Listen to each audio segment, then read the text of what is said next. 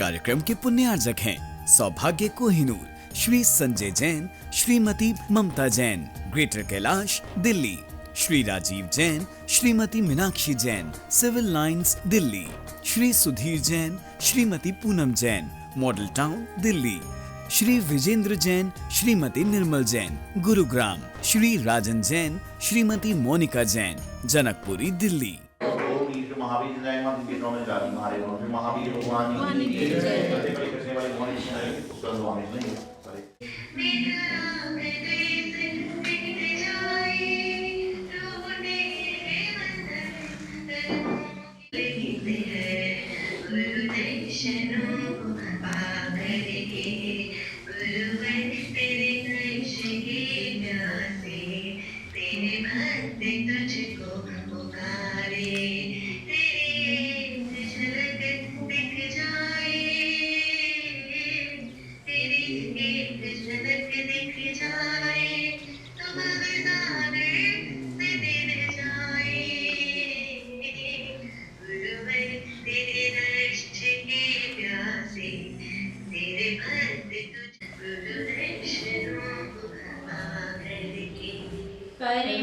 अष्ट द्रव्य को लेकर अर्घ चढ़ाने आए, आशीष आपका संस्कार देते गुरु सभा के सागर जी हमारे हैं।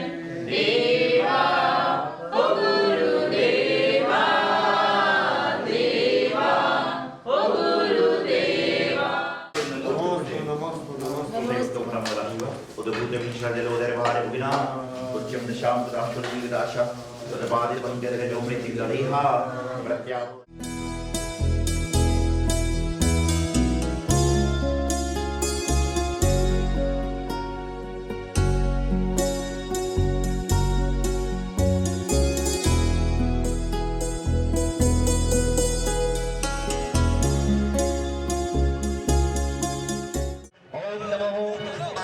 स्वस्ते ही जीवो जीवो नंदो नंदो वर्धस्ते वर्धस्ते विजयस्य विजयस्य अनुष्यादि अनुष्यादि पुनिः पुण्यहं मंगल्यं मंगल्यं शामोदकानां स्वस्तिर्भवतु स्वस्तिर्भवतु।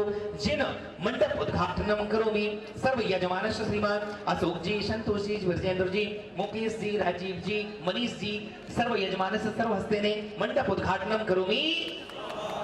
अब आई है कबड्डिया सजाओ रे नगरिया, भाग्य सागर महाराज पधारे।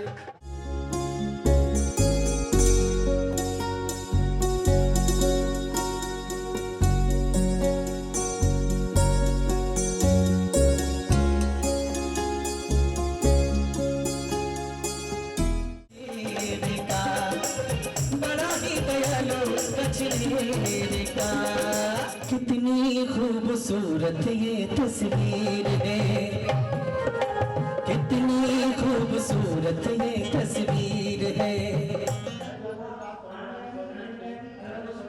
कोटि वर्ष प्रमाणम वरिदम अमृतर्वा परमाप्नोचित कते मनस्या स्वर्गमुद्रा समेत ओम अरतारी शब्द मंत्राय नमः निर्वहन्ते ओम सूत्र अक्षरमार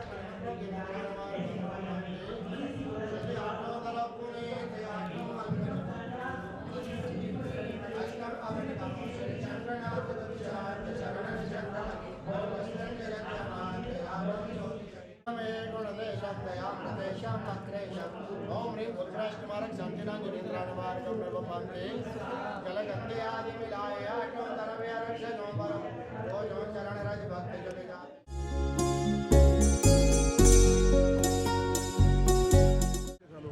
क्या बात करते हैं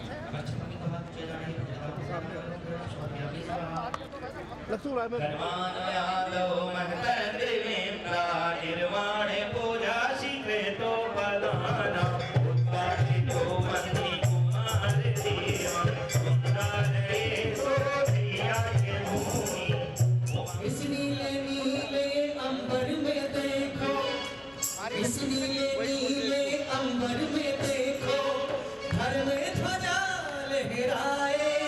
खुशी मिली, लंबी जिंदगी मिले, देती है ये दुआ अलबेला मौसम करता है स्वागतम अलबेला मौसम।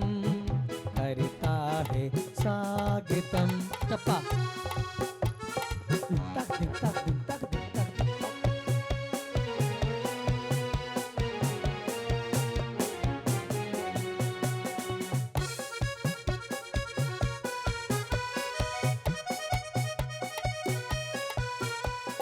आप लोग मीठी मीठी ताली बजाकर अनुमोदना करेंगे। कहले क्यों खेले खेले में के क्यों गली गली क्या कहती है हवा, तुझे हर खुशी मिले लंबी जिंदगी मिले देती है ये दुआ। हल्का मौसम हो आइए आपका स्वागत है, आइए आपका स्वागत है। इंदौर से चल कर है ये आए, इंदौर से चल कर है ये आए, सौभाग्य सागर दर्शन पाए। आइए आपका स्वागत है, आइए आपका स्वागत है।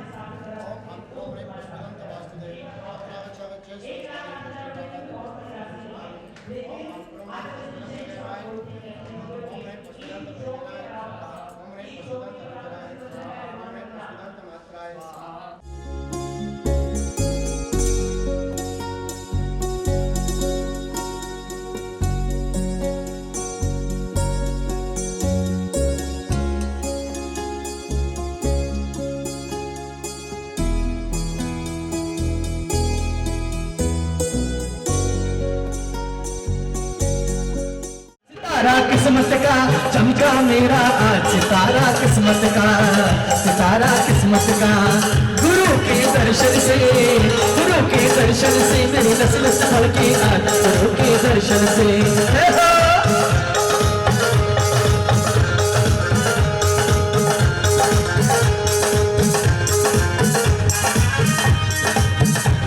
और जब से छुए चरण के मेरे भाग जग गए, जब से छुए चरण के मेरे भाग जग गए। ऐसा हुआ असर, ऐसा हुआ असर, ऐसा हुआ असर कि मेरे भाग जग गए। जब से छुए चरण के मेरे भाग जग गए।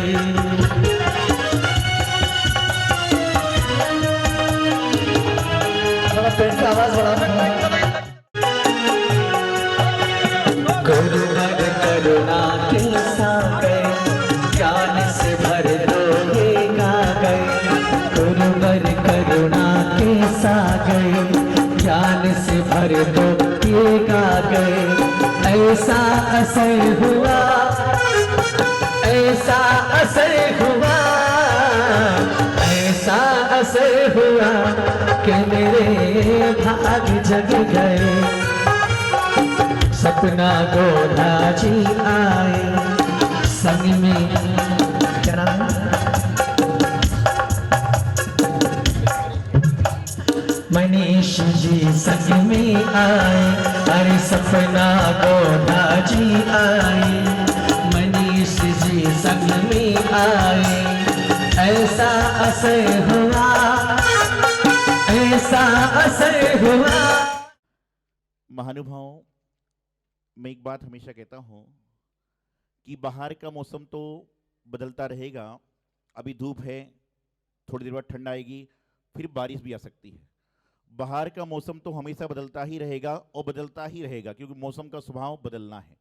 लेकिन आपके जो अंतरंग के परिणाम हैं वह कभी भी नहीं बदलना चाहिए, क्योंकि आपके परिणाम मौसम की तरह नहीं हैं। आपके परिणाम तो आपके जीवन का जो है प्रमाण करने वाले हैं कि आपके जीवन का परिणाम जो है आपके भावों के उससे चलता है। आज मुनीश्वर तीर्थ पर जो कि आप सभी का है, उसमें तो हम एक निमित्त हैं। जिनागम में कहा जाता है, यदि आपको अपना सम्यक दर्शन मजबूत करना है तो जिनेंद्र भगवान के दर्शन करना चाहिए। और आचार्य श्री रविशेन स्वामी जी पद्म पुराण ग्रंथ में कहते हैं कि एक व्यक्ति अच्छे मन से, अच्छे भाव से यदि जिनेंद्र भगवान के दर्शन करने जाने का मात्र भाव बना ले, घर में उठकर ये भाव बना ले कि मुझे आज दर्शन को जाना है, उससे ही उसको अनेक उपवास का फल मिलता है।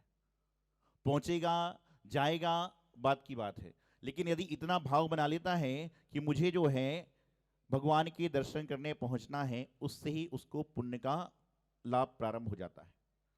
और जैसे जैसे जैसे जैसे मंदिर के समीप पहुंचता है, मंदिर के शिखर को देखता है, तो सबसे पहले आप मंदिर जी में प्रवेश करते हो, मंदिर जी के प्रवेश करने के पहले दूर से आपको क्या दिखता है?